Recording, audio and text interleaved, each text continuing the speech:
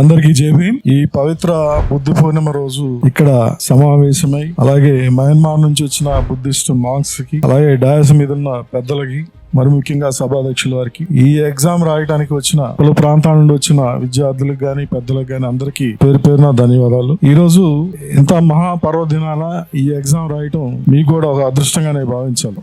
ఇకపోతే క్రీస్తుకు పూర్వం 540 సంవత్సరాల క్రితం ఈ మహాశయుడు బుద్ధుడు జన్మించి లుంబిని వనంలో, అప్పటిలో కలిసి ఉన్న నేపాల్ రాజ్యంలో ఉంది జన్మస్థలం. భారత్ లో పుట్టిన బుద్ధిజం ప్రపంచ వైఖ్యానికి చుట్టుపక్కల దేశాల్లో ప్రడవిల్లుతుంది, కానీ మన దేశంలో చాలా చిన్న చూపు చూడబడుతుంది. దానికి కారణం దాదాపు 3000 సంవత్సరాల నుంచి, అంటే క్రీస్తు పూర్వం 1000 సంవత్సరాలు, తర్వాత 1000 సంవత్సరాలు చేస్తున్న అరాచకాలు గాని ఏదైనా గాని దానికి పర్యవసానం భారతదేశంలో బుద్ధిజం లేకుండా పోయింది. ఎనీవే, బుద్ధుడు పుట్టిన కాడ నుంచి, అంటే బుద్ధుడి మహాశయం నుంచి ఎందుకు స్టార్ట్ చేస్తున్నాం అంటే, ఈ బుద్ధ పూర్ణిమ రోజు మనం ఈ కార్యక్రమం పెట్టుకున్నాం కాబట్టి, మహాత్ముడు బుద్ధుడు ఇందాక పెద్దలు చెప్పినట్టు there is no particular religion అనేది లేదు, మతం అనేది లేదు. ఆ రోజుల్లో వర్ణ విభేదాలను ఎగైనిస్ట్ గా సూక్తులను చెప్పాడు. అతను హీనయానం గాని, మహాయానం గాని, వజ్రయానంలో ఎన్నో విషయాలు విశదీకరించాడు. తన అష్టాంగ మార్గంలో మానవుడు ఎలా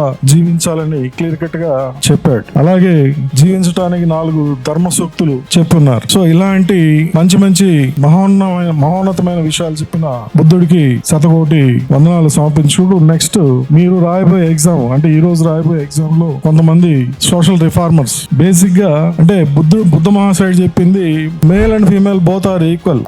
ఫస్ట్ ఒక స్త్రీకి ఇంపార్టెన్స్ ఇచ్చింది మన బుద్ధిజంలోనే మనం చూస్తాం. తర్వాత దాన్ని ఫాలో అయింది మహాత్మా జ్యోతిబా పూలే గారు. 1827 లో జన్మించి తన ఆ రోజుల్లో ఉన్న సాంఘిక దురాచారాల నేపథ్యంలో తను కూడా ఒక నిషేధింపబడిన వర్గాల్లో పుట్టినందున దానికి ప్రత్యామ్నాయంగా చదువే ముఖ్యమని మెట్రికులేషన్ దాకా తను చదువుకుని, తన భార్య సావిత్రిబాయి పూలే గారిని కూడా చదివించి, ఆ రోజుల్లోనే విద్య స్త్రీలకి ఎంత అవసరమో తెలియజేసిన మహానుభావుడు.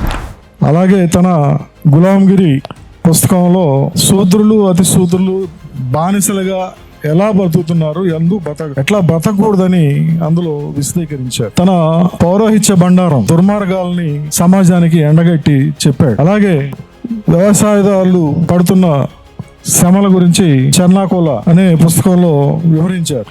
అలాగే సత్యశోధక సమాజాన్ని చివరిలో సత్యమే జయిస్తుంది, దేశంలో డిస్పారిటీస్ ఉండకూడదు, రిలీజియన్ అనేది మనం నియంత్రించుకుంది అని ఎన్నో మంచి మాటలు చెప్పి సమాజానికి ఎంతో సేవ చేశారు. ఆ రోజుల్లో ఆడవారికి యొక్క ఔన్నత్యాన్ని, ఆడవారి యొక్క విద్య యొక్క ఇంపార్టెన్స్ ని ఎంతో క్లియర్ కట్ గా చెప్పారు. తర్వాత ఈ యాంగిల్ లో ఎక్కువగా ట్రావెల్ చేసిన ఇంకొక సోషల్ రిఫార్మర్ సాహు మహారాజ్ గారు. ఎందుకంటే జ్యోతిబా పూలే తర్వాత ఈ జెండాను ఎత్తుకున్న ఆయన సాహు మహారాజ్ గారు ఒక 20 years కంటిన్యూ చేశారు. 50% రిజర్వేషన్ ఉండాలని ఆ రోజులో చెప్పిన మహానుభావుడు. బీసీలకి, ఎస్సీలకి, మరి ముఖ్యంగా ఎస్ఎల్కి ఉండాలని చెప్పిన మహానుభావుడు. ఆ తర్వాత ఆడబాటలో వచ్చిన మన దేవుడు లాంటి వ్యక్తి బాబాసాహెబ్ అంబేద్కర్ గారు. మోవనే గ్రామంలో పుట్టి ఒక 30 years ఎన్నో కష్టాలకు వచ్చి చదువుకుని ఎంతో విద్యావంతుడైన బాబాసాహెబ్ అంబేద్కర్ గారు ఒక రాజనీతిజ్ఞుడు, ఒక లీగల్ హ్యూమనరీ, గ్రేట్ ఎకనామిస్ట్, ప్రపంచ మేధావి. ఇంతటి మేధావి మనకి ఎన్నో, ఆయన ఇచ్చిన ఫలాలు ఎన్నో మనం ఇప్పుడు అనుభవిస్తున్నాం. ఆ ఫలాలలో ఒకటి మనం చూస్తున్నాం, ఈ విధంగా మనం ఎగ్జామ్స్ రాయటం గానీ, ఇలాంటి మీటింగ్స్ పెట్టుకోవటం గానీ. ఈ రోజు ఏసీఎఫ్ వారు ఈ ఎగ్జామ్ కండక్ట్ చేస్తున్నారంటే ముఖ్య కారణం ఏంటంటే, ఇప్పుడు నేను మాట్లాడిన వాళ్ళన్న చరిత్రలన్నీ మన పుస్తకాల్లో పాఠ్యాంశాల్లో చేర్చించలేదు. అందుకని మేము కూడా చదువుకునే రోజులు ఇవన్నీ మాకు తెలియదు. అసలు గాంధీ, నెహ్రూ ఈ చదువుతా ఉండేవాళ్ళం. అసలైన మేధావులు వీడు.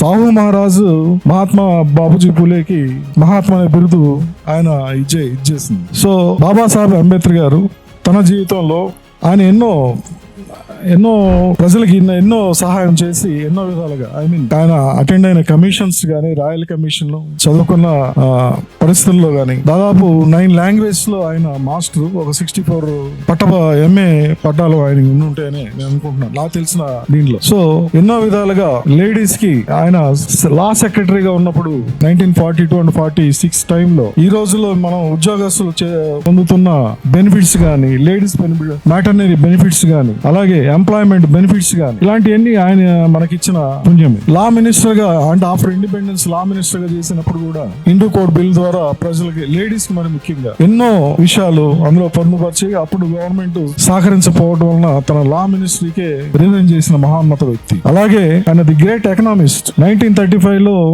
రాయల్ కమిషన్ ఇండియా విజిట్ చేసినప్పుడు ఆయన ఆ కమిషన్ బాబాసాహెబ్ అంబేద్కర్ దగ్గర కొన్ని సలహాలు తీసుకున్నారు.